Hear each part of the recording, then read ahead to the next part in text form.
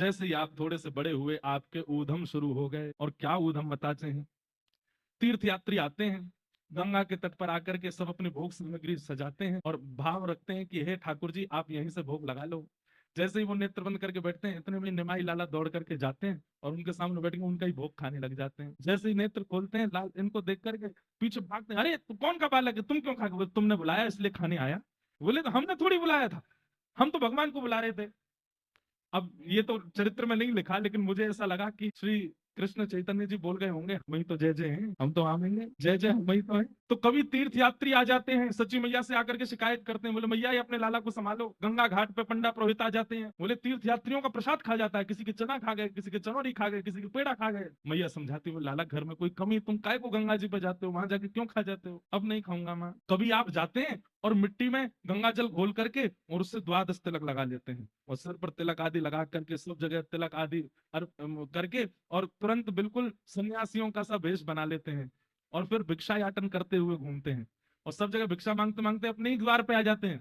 अरे माँ तेरा भला होगा, भिक्षा दे दो। मैया निकल करके आती है, बोले अरे ये लाला तू ये कहा करे, ऐसे सब अभिनय करते हैं।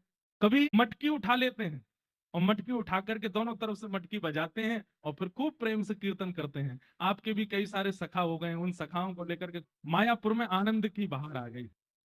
जैसे वहां गोपियां उल्हाने लेकर के आती हैं यशोदा मैया के यहाँ, ऐसे यहाँ पे भी उल्हाने आते हैं। लेकिन उल्हाने लेकर के आते हैं, जैसे ही गौर हरि को देखते हैं भूल जाते हैं क्या उल्हाना देना था, भूल जाती है। मैया से कुछ कह ही नहीं पाते, मैया कहती हैं, कोई काम था, दाल भात दे दो मैया, बात खत्म हो गया घर पे। तो ऐसे निमाई लाला की गौर हरि की लीलाएं चल रही हैं। आपके बड़े भाई का नाम विश्वरूप जी, कल हम लोग सुन रहे थे कि श्री बलराम जी के अवतार हैं और ये बाद में संन्यास लेकर के जब जाएंगे तब यही श्री निताई नित्यानंद महाप्रभु से मिलकर के उनमें ये दोनों एक ही हो जाते हैं। फिर श्री नित्यानंद महाप्रभु के रूप में श्री बलराम जी ठाकुर जी के साथ रहते हैं। तो आपके बड़े भाई विश्वरूप जी ये अद्वैताचार्य जी की पाठशाला में पढ़ते थे। गौर हरि अब थोड़े से बड़े हो गए तो माँ इनको भेजती थी, जाओ पाठशाला से बड़े भैया को बुला लाओ। तो ये अद्वैताचार्य प्रभु के यहाँ जाते थे, वही प्रभु जो इनको बुलाने के लिए इतनी प्रार्थना की। अब ये जैसे ही द्वार पर जाते, छोटे से इनको देख करके श्री अद्वैत प्रभु के तो नेत्रों से आंसू आ जाते, हाथ पैरों में कंपन होने लग जाता कि मेरे प्रभु आए हैं। लेकिन ये आकर के प्रणाम नहीं करते थे अद्वैताचार्य जी को, जो गुरु जी हैं सब प्रणाम कर रहे हैं, तो फिर इनको विश्वरूप भैया कहते, बोले प्रणाम करो गुरु जी हैं।